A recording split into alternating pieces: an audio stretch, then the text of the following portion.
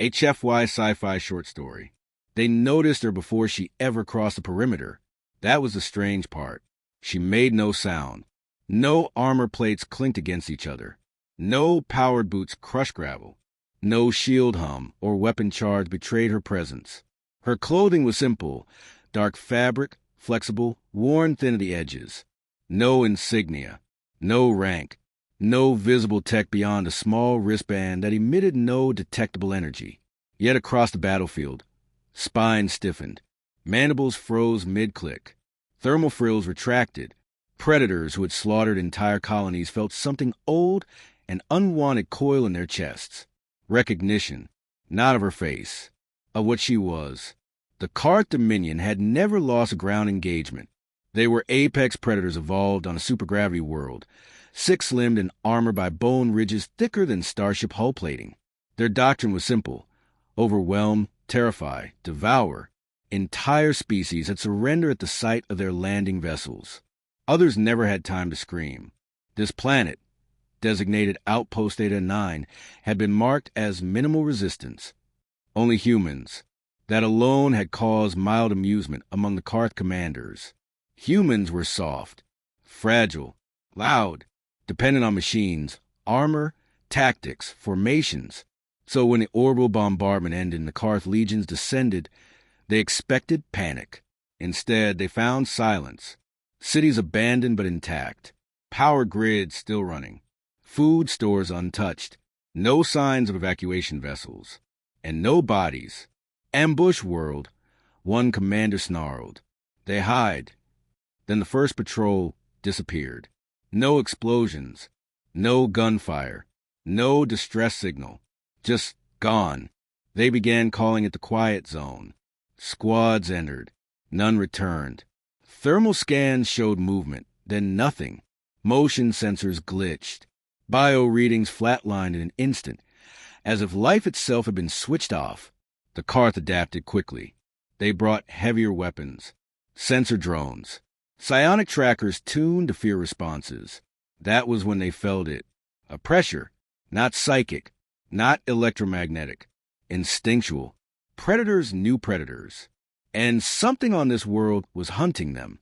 She watched from the tree lean as a car strike unit advanced through the ruins of a human research complex.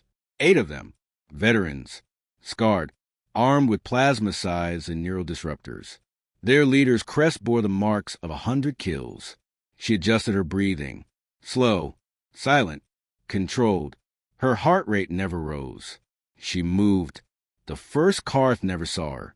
One moment it was scanning the rubble. The next, its central nerve cluster was severed with surgical precision. No blade, no energy discharge. Just a short, brutal movement of her hands. The body collapsed without sound. The second turned. Too late. Tendons destroyed. Spine snapped. Dead before it hit the ground. The rest reacted instantly, weapons flaring, battle instincts roaring to life. Still none of them fired, because now they could see her. Unarmored, unmarked, human, and every single predator's instincts screamed the same impossible truth. This one does not need protection. Identify yourself, the Karte leader roared, mandibles wide in a dominance display. She stopped moving, stood openly among the ruins. I'm not here to fight you, she said calmly. The universal translator rendered her voice perfectly, flat, steady, utterly without fear. You're already dead, she continued. You just don't know which second yet. The Karte had faced death before, but never had it spoken so gently. They attacked together. A perfect formation. Plasma arcs filled the air. Neural disruptors screamed frequencies that shattered lesser minds. She walked forward. Not fast, not slow. Shots missed by centimeters. Not because she dodged, but because she was never where their instinct said she should be. She flowed between kill zones, closed distances predators believed impossible, struck nerves and joints with terrifying efficiency. No wasted motion. No hesitation. No anger. In less than 12 seconds, all 8 lay dead. No blood sprayed. No battlefield theatrics. Just bodies. By nightfall, the Karte command knew. Reports flooded in from every front. silent extermination, units collapsing without resistance, entire platoons neutralized by something their sensors could not predict. Then came the transmission. A single human figure, standing unarmed before a Karth command banner. "This world is under human protection," she said. "You are welcome to leave." The Karth High Marshal laughed, until his own guards began backing away from the screen, instincts overriding discipline. "What are you?" he demanded. She considered the question. "I'm what happens," she replied, "when a species survives long enough to stop needing armor." The truth spread through the Dominion like poison.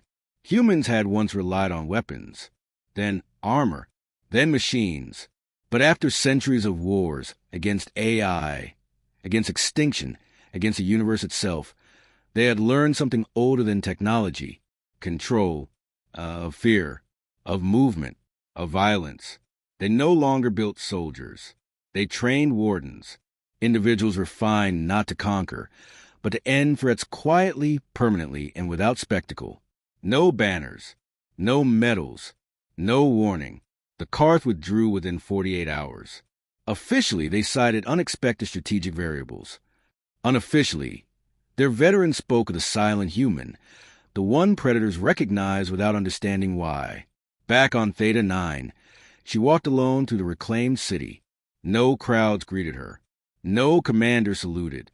She preferred it that way. Her wristband chimed softly. Mission complete.